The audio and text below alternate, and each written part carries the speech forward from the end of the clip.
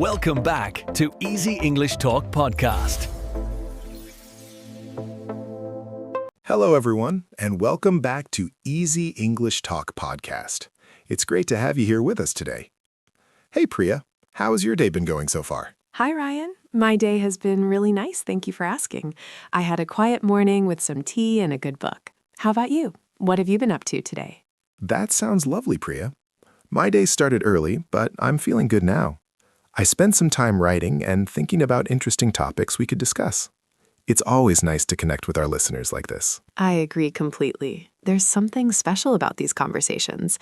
They give us a chance to explore meaningful ideas together with everyone listening. Speaking of our listeners, I want to ask all of you something important. Where are you listening to us from right now? Are you at home, maybe on your morning walk, or perhaps during your commute? We would love to know. Yes, and we're also curious about something else. Is this podcast helping you improve your English? Are you finding value in the way we discuss different topics each week? Your feedback really matters to us because we want to create content that truly helps you.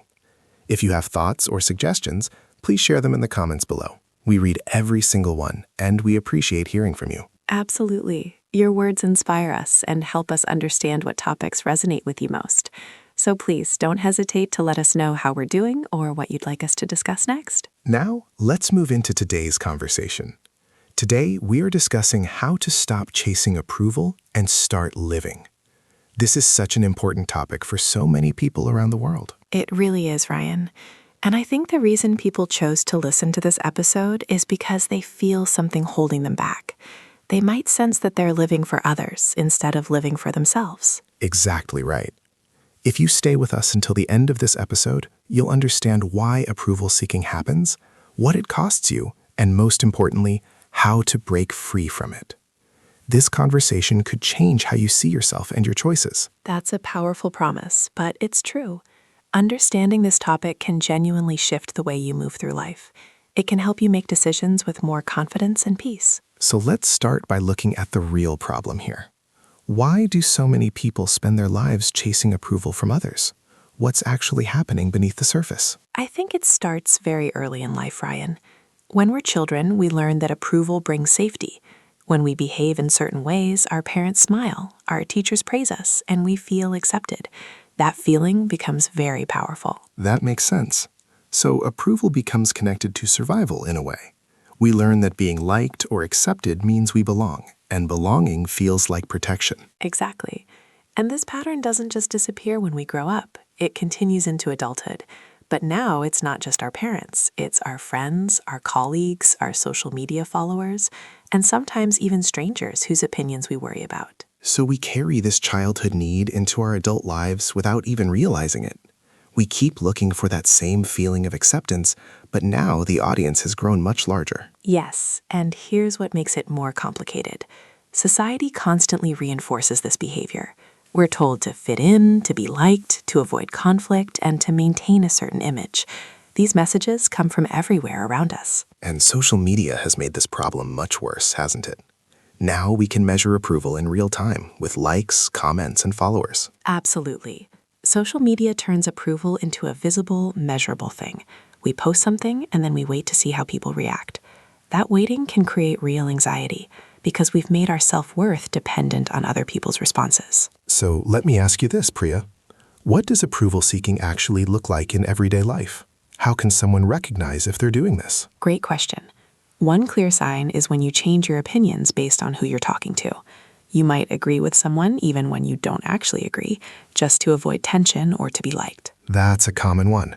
People become like social chameleons, shifting their colors to match whatever environment they're in. They lose touch with what they truly think or feel. Another sign is when you struggle to make decisions without asking many people for their opinions first. You feel unable to trust your own judgment, so you constantly seek validation from others before taking action. And that must be exhausting. Always needing permission or approval before you can move forward with something. It takes away your sense of personal power. It does. There's also the pattern of over-apologizing. Some people say sorry constantly, even when they haven't done anything wrong. They apologize for taking up space or for having needs. That's really sad when you think about it. It means someone feels their very existence requires an apology. They don't believe they have the right to be themselves without saying sorry. Exactly. And here's another one that's subtle but important. Approval seekers often feel resentful because they say yes when they want to say no. They agree to things they don't want to do, and then they feel angry about it later. But they can't express that anger because they're too afraid of disapproval. So the resentment just builds up inside them over time. Right, and this creates a painful cycle. They try to please everyone, they feel exhausted and resentful, but they can't stop because they're afraid of losing people's approval. It's like being trapped in a prison of your own making. So what are people really afraid of when they chase approval? What's the deeper fear underneath all of this behavior? I think the deepest fear is rejection. People are terrified that if they show their true selves, others will turn away. They believe they're not enough as they are, so they try to become what they think others want. That belief must be incredibly painful to carry. Imagine thinking that the real you is somehow unacceptable or unworthy of love. It is painful, Ryan. And what makes it worse is that this fear often becomes a self-fulfilling prophecy. When you're not authentic, people sense something is off. They can't connect with the real you because you're not showing them the real you. So by trying to avoid rejection, they actually create the disconnection they're afraid of. That's a heartbreaking irony. Yes, it truly is. There's also a fear of conflict that drives approval seeking. Many people learned growing up that disagreement is dangerous, or that having different opinions causes relationships to break. So they avoid any kind of conflict at all costs. They smooth things over, they stay quiet, they go along with things they don't agree with, all to maintain peace. But here's the problem with that approach. Real relationships require some conflict sometimes. Healthy relationships need honest communication, and honest communication means sometimes you'll disagree or have difficult conversations. So by avoiding all conflict, they prevent deep, authentic connections from forming. They keep relationships at a surface level where everything seems nice, but nothing feels truly real. Exactly right. And there's one more fear I want to mention, which is the fear of being alone. People worry that if they stop pleasing everyone, they'll end up isolated and lonely. That's a powerful fear, because humans are social creatures. We need connection and belonging. But again, this fear is based on a false belief. Yes, the false belief is that you need everyone to like you in order to have meaningful connections. But the truth is the opposite. You need to be yourself to attract the right people who will genuinely like and value you. So what does approval seeking actually cost a person? What do they lose by living this way? The first and biggest cost is authenticity. When you're constantly trying to please others, you lose touch with who you really are. Your true preferences, opinions, and feelings get buried under layers of people-pleasing behavior. And over time, this can lead to an identity crisis. You wake up one day and realize you don't even know what you like or want anymore because you've been focused on what everyone else wants. That's a devastating place to be. Another major cost is energy. Approval seeking is exhausting because you're constantly monitoring other people's reactions and adjusting your behavior accordingly. It drains your mental and emotional resources. It's like running a complex computer program in the background all the time. Your mind is always calculating how to act, what to say, and how to be perceived. Perfect analogy. And this constant mental activity leaves less energy for the things that actually matter, like creativity, deep relationships, personal growth, or pursuing your real goals and dreams. What about decision-making? How does approval seeking affect that? It makes decision-making incredibly difficult and slow. When you need everyone's approval, you can't make clear, confident choices. You're paralyzed by the fear of making a choice that someone might disagree with. So people who chase approval often miss opportunities because they take too long to decide. By the time they've consulted everyone and tried to find a choice that pleases all parties, the opportunity is gone. Exactly. And even when they do make decisions, those decisions are based on what others want, not what they truly want. So they end up living a life that looks good from the outside, but feels empty on the inside. That emptiness must be one of the most painful costs of all. You can have everything that society says you should want, but still feel unfulfilled because none of it is truly yours. Yes, and this leads to another cost, which is resentment. As we mentioned earlier, when you constantly say yes to others and no to yourself, bitterness grows inside you. And that resentment can poison relationships. You might appear agreeable on the surface, but underneath, you're angry at people for asking things of you, even though you're the one who said yes. Right, and that's not fair to anyone involved. The other person doesn't even know you didn't want to do something because you never told them the truth. So, approval seeking damages both self-respect and relationships. It creates a gap between your outer life and your inner experience. There's also a cost to personal growth and achievement.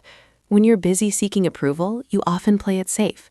You avoid risks, you don't try new things, and you stay in your comfort zone because stepping outside it might invite criticism. So your life becomes smaller and smaller. Instead of expanding and exploring, you contract into a narrow space where you think you'll be safe from judgment. But that safety is an illusion because you can never fully control what others think of you. No matter how much you try to please everyone, someone will always disapprove or criticize. That's such an important point. You're sacrificing your freedom and authenticity for something you can never actually achieve, which is universal approval. Exactly. It's like chasing a horizon that keeps moving away as you walk toward it. The goal is impossible, but you keep exhausting yourself trying to reach it. So now that we understand the problem and what it costs, let's talk about solutions. How does someone begin to stop chasing approval and start living authentically? The first step is awareness. You need to recognize when you're seeking approval and why. Start paying attention to your thoughts and feelings in different situations. Notice when you're about to change your opinion or behavior to please someone. So it's about catching yourself in the moment and asking, am I doing this because I want to or because I want someone to approve of me? Exactly. That simple question can be incredibly revealing. At first, you might be surprised by how often the answer is that you're seeking approval rather than acting from genuine desire. And once you have that awareness, what comes next? The next step is to start questioning your beliefs about approval. Ask yourself, what do I think will happen if someone disapproves of me?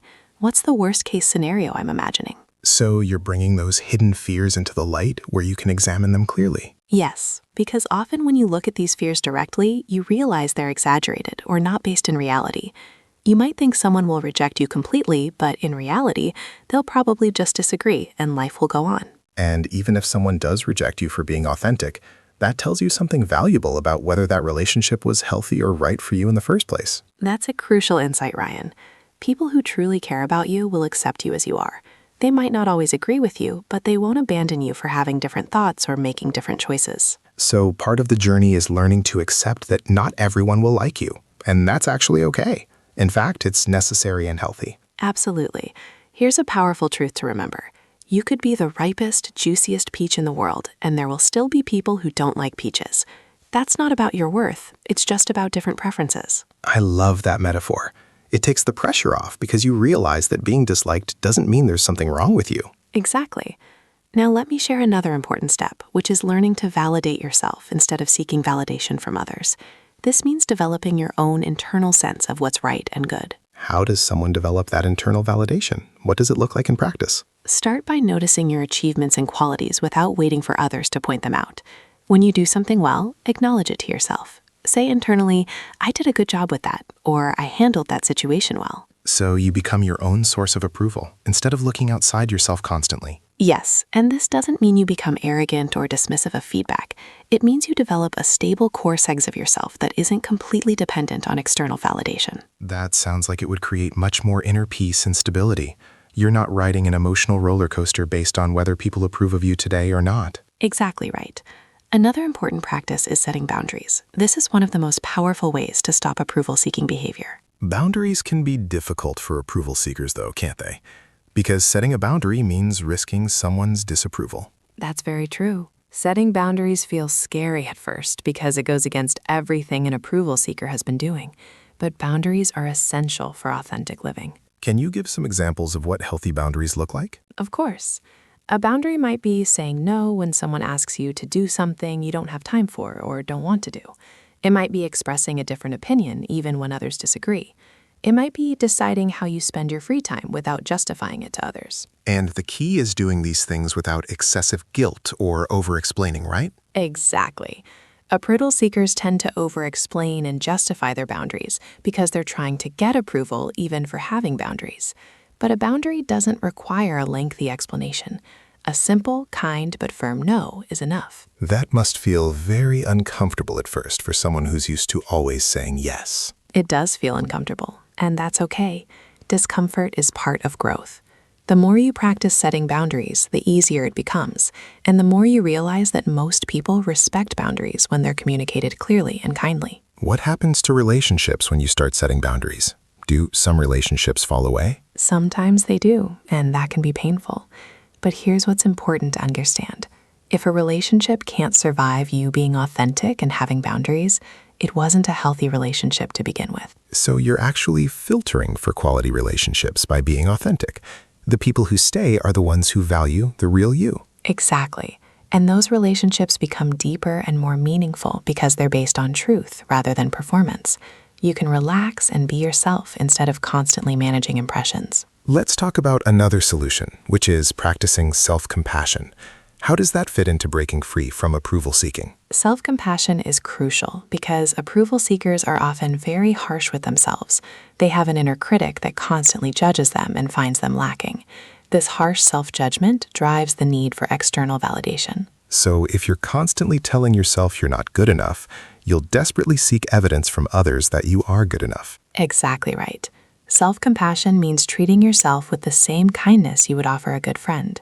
When you make a mistake, instead of attacking yourself, you acknowledge it gently and remind yourself that everyone makes mistakes. That sounds simple, but I imagine it's quite difficult for people who are used to being self-critical. It is difficult at first because self-criticism can feel normal when you've done it for years. But with practice, you can learn to notice harsh self-talk and consciously replace it with kinder, more balanced thoughts. Can you give an example of what that might sound like? Sure. Let's say you say something awkward in a social situation. The self-critical voice might say, "You're so stupid. Everyone thinks you're weird now." A self-compassionate response would be, "That felt awkward, but everyone says awkward things sometimes. It's part of being human." So self-compassion is realistic but kind. It doesn't deny mistakes or difficulties, but it also doesn't magnify them into catastrophes. Exactly. And when you develop self-compassion, you become less dependent on external approval because you're already giving yourself understanding and acceptance. Let's talk about values. How do personal values help someone move away from approval seeking? Values are like your inner compass. When you're clear about your values, you have a guide for making decisions that doesn't depend on what others think. You can ask yourself, does this align with what I value? Rather than asking, will this make people like me? So values give you an internal reference point instead of constantly looking outside yourself for direction. Yes, and defining your values takes some reflection. You need to think about what truly matters to you in life. Is it creativity, honesty, family, growth, kindness, adventure, stability? Everyone's values are different. And once you know your values, you can make choices that honor them, even when those choices aren't popular or don't win approval. Exactly. For example, if you value honesty, you can speak your truth even when it's uncomfortable. If you value creativity, you can pursue creative projects even if others think they're impractical. Your values give you permission to live according to your own inner truth. That sounds incredibly freeing. Instead of trying to please everyone, you're trying to live in integrity with yourself. That's a beautiful way to put it, Ryan. Living in integrity with yourself creates a deep sense of peace and rightness that external approval can never provide. What about the role of choosing your environment and the people you spend time with? How does that factor into this journey? Environment is hugely important. If you're surrounded by people who are critical, judgmental, or who pressure you to conform, it's very difficult to break free from approval seeking. You need to be intentional about who you give your time and energy to. So it's about surrounding yourself with people who support authenticity rather than people who demand conformity. Exactly. Look for people who are comfortable with themselves, who express their own opinions freely, and who respect when you do the same. These people create a safe space for you to be authentic. And it's okay to reduce time with people who make you feel like you have to perform or hide parts of yourself. Absolutely. You're not obligated to maintain relationships that drain you or require you to be someone you're not. It's healthy to create distance from relationships that don't serve your well-being and growth. Let's discuss taking small actions. I think this is where theory meets practice. How should someone start taking action toward authenticity? Start very small. Don't try to transform your entire life overnight because that's overwhelming and will likely trigger strong fear. Choose one small area where you can practice being more authentic. Can you give some examples of small actions? Sure, you might share an opinion in a low-stakes conversation where you would normally just agree with everyone. You might say no to one small request that you don't want to fulfill. You might wear something you like but were afraid others would judge. These seem tiny, but I imagine they feel significant when you're used to constantly seeking approval. They do feel significant, and that's why starting small is important. Each small action builds your confidence and proves to you that you can survive disapproval. You learn through experience that expressing yourself doesn't lead to the catastrophe you imagined. So you're gradually expanding your comfort zone and retraining your nervous system to feel safe with authenticity. Exactly. And as you take these small actions, pay attention to what happens. You'll often discover that people respect you more when you're authentic, not less. And even when someone doesn't like your authentic self, you realize you can handle that. What about the discomfort that comes with this process? How should people think about that? Discomfort is not a sign that something is wrong. In fact, when you're breaking old patterns and creating new ones, discomfort is actually a sign that you're growing. It means you're doing something different. So instead of avoiding discomfort, you have to learn to move through it. Yes, and you can remind yourself that temporary discomfort is worth it for long-term freedom. Think about the cost of staying in approval-seeking mode versus the cost of being uncomfortable while you change. The second option is much better. That's a helpful perspective. You're choosing short-term discomfort over long-term pain and restriction. Exactly. And here's something important to remember. The discomfort does decrease over time. The first time you set a boundary feels terrifying. The 10th time feels much easier. The 100th time feels natural. So it's like any skill. The more you practice, the more comfortable and confident you become. Exactly right, Ryan. Now, let me mention something else that helps, which is developing your own interests and pursuits. When you have things you're genuinely excited about, you become less focused on what others think of you. Because your attention and energy are directed towards something meaningful, rather than toward managing your image. Yes. When you're engaged in activities you truly care about, approval becomes less important. You're not performing for an audience anymore. You're living for yourself. And pursuing your genuine interests probably helps you connect with like-minded people who share those interests, which creates more authentic relationships. Absolutely. When you show up as yourself and do what you love, you naturally attract people who appreciate and share your values and passions.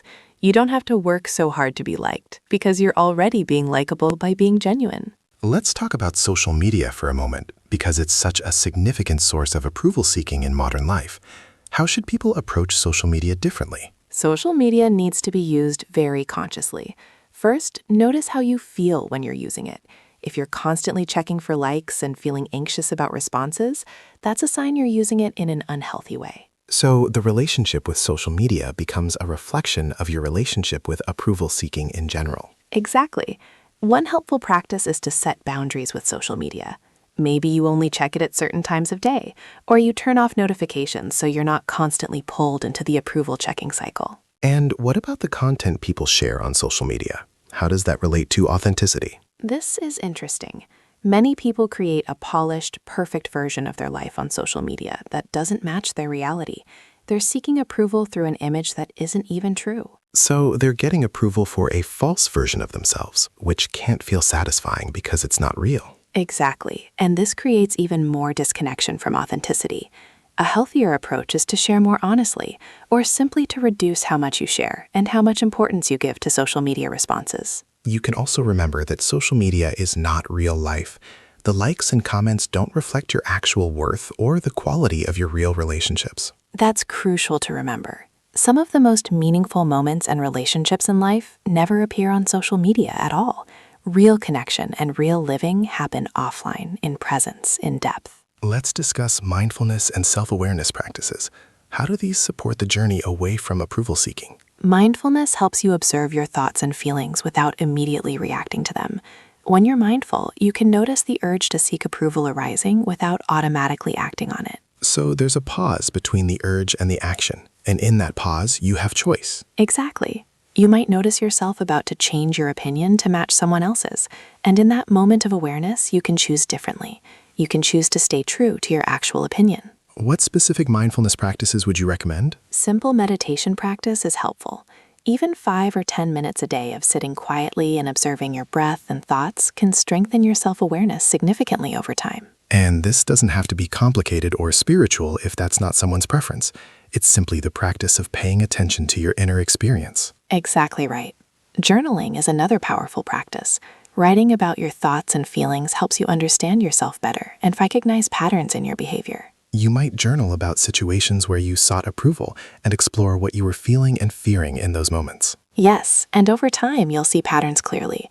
You might notice that you seek approval most from certain types of people or in certain types of situations. That awareness helps you prepare and make different choices. Let's talk about the role of courage in this whole process. It seems like stepping away from approval seeking requires real bravery. It does require courage because you're going against years of conditioning and you're facing fears that feel very real and threatening. But here's something important about courage. Courage isn't the absence of fear. It's taking action despite the fear. You can feel afraid and still choose authenticity. Exactly. And every time you act courageously, even in small ways, you build what I call courage muscles. You prove to yourself that you're capable of being brave. And that builds momentum. The first courageous act is the hardest, but each one after that becomes a little easier because you have evidence that you can do it. Yes, and you also discover something wonderful, which is that being authentic feels good. Even when it's scary, there's a rightness to it, a sense of integrity and self-respect that feels better than the temporary relief of approval. So you start choosing that good feeling of authenticity over the hollow feeling of approval seeking. Exactly. Now let's discuss self-trust, because this is foundational to living authentically. When you chase approval, you're essentially telling yourself that you can't trust your own judgment. So, rebuilding self-trust is necessary if you want to stop looking outside yourself for direction. Right. And self-trust is built through keeping promises to yourself. When you say you're going to do something, do it. When you set a boundary, maintain it. When you make a decision based on your values, follow through. So, you're demonstrating to yourself through your actions that you are trustworthy and reliable. Exactly. And this creates a foundation of confidence. When you trust yourself, you don't need as much external validation because you know you can rely on your own judgment and decisions. What about people who've lived for so long seeking approval that they genuinely don't know what they want or who they are? Where do they start? That's a real challenge, but it's not insurmountable. The first step is curiosity. Start exploring different things without judging yourself.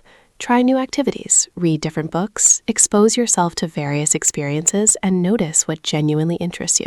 So it's a process of discovery and experimentation, rather than trying to figure it all out in your head. Exactly. And pay attention to how you feel in different situations. What makes you feel alive, energized, or engaged? What drains you or leaves you feeling empty?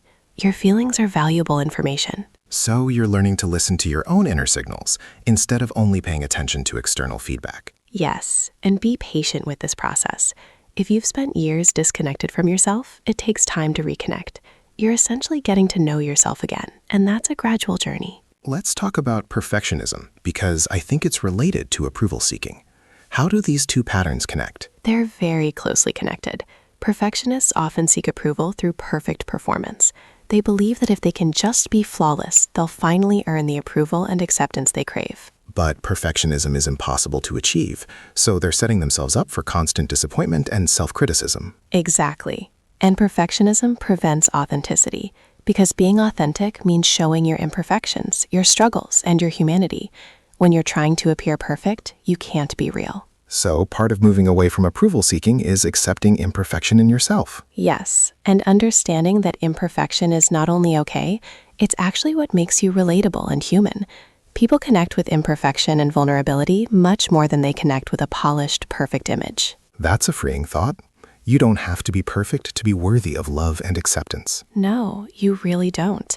In fact, research shows that when people share their struggles and imperfections appropriately, others feel closer to them, not more distant. So vulnerability actually creates connection rather than destroying it, which is the opposite of what approval seekers fear. Exactly right. Now, as we move toward wrapping up this conversation, I want to emphasize something important. This journey from approval seeking to authentic living is not about becoming selfish or uncaring about others. That's an important distinction. Being authentic doesn't mean you ignore or hurt others. No, it means you care about yourself and others. You consider others' feelings and perspectives, but you don't sacrifice your own truth and well-being in the process. You're looking for balance, not extremes. So you can be kind, considerate, and empathic while still maintaining your boundaries and authenticity. Absolutely. In fact, authentic people often become kinder because they're not carrying around resentment from constantly betraying themselves. They can give freely because they're also honoring their own needs. What would you say to someone who's listening right now and feeling overwhelmed by all of this? Maybe they recognize themselves in the approval-seeking pattern, but don't know where to start. I would say start with compassion for yourself. Recognize that approval seeking developed for good reasons. It was your way of trying to stay safe and connected. Thank that part of yourself for trying to protect you. So you're not attacking yourself for being an approval seeker. You're understanding how it developed. Exactly. And from that place of self-compassion, choose one very small step. Maybe today you simply notice when you're seeking approval, without trying to change anything yet. Just notice and be curious. And then tomorrow, maybe you take one tiny action toward authenticity, and you build from there slowly. Yes, small steps create lasting change because they're sustainable and they build confidence gradually. You don't have to transform overnight. This is a journey, not a destination. And it's okay if the journey has setbacks or difficult moments. That's normal and expected. Absolutely. Some days you'll feel strong and authentic, and other days you'll slip back into old patterns. That's part of being human. What matters is that you keep returning to the intention to live authentically. I think it's also worth mentioning that support can be helpful on this journey, whether that's friends who understand, a therapist, or a support group. Yes, you don't have to do this alone. Having people who support your authentic self and who are also working on their own authenticity can make the journey much easier. So we've covered a lot of ground today. Let's take a moment to bring all of this together and summarize the key points we've discussed. We started by exploring why approval seeking happens and how it developed from childhood. We talked about how society reinforces this pattern and how social media intensifies it in modern life. We looked at what approval seeking actually looks like in everyday behavior, and we explored the fears underneath it, particularly the fear of rejection and the fear of being alone. We discussed the significant costs of living this way, including loss of authenticity, exhaustion, difficulty making decisions, resentment, and a life that looks good from outside but feels empty inside. Then we moved into solutions, starting with awareness and questioning your beliefs about approval.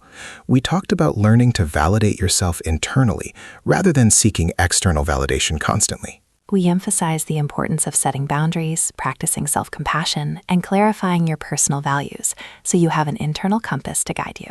We discussed choosing your environment carefully, taking small, courageous actions, and developing your own genuine interests and pursuits. We talked about using social media more consciously, practicing mindfulness and self-awareness, and building self-trust through keeping promises to yourself. And we explored how perfectionism connects to approval seeking, and how accepting imperfection is actually essential for authentic living and genuine connection. Most importantly, we emphasize that this journey is gradual and requires patience with yourself. You don't have to change everything at once. Small steps lead to big transformations over time. I hope everyone listening today feels encouraged that change is possible. You can move from a life of exhausting approval seeking to a life of peaceful authenticity. And remember, the people who are meant to be in your life will appreciate the real you. You don't have to perform or pretend to earn love and acceptance. You're worthy exactly as you are. Thank you so much for being here with us today and listening to this important conversation. We really appreciate the time you've spent with us. Yes, thank you. We hope this episode has given you clarity, encouragement, and practical tools you can start using to live more authentically. Before we finish, we want to remind you that we have many other helpful episodes available here on Easy English Talk podcast. Each episode explores meaningful topics like this one to support your English learning and personal growth. If this conversation resonated with you, we encourage you to explore our other episodes. There's so much valuable content waiting for you on our channel, and we'd love for you to continue learning and growing with us. Take care of yourselves, be kind to yourselves, and remember that your authentic self is worth showing to the world. Until next time. Until next time, thank you for listening.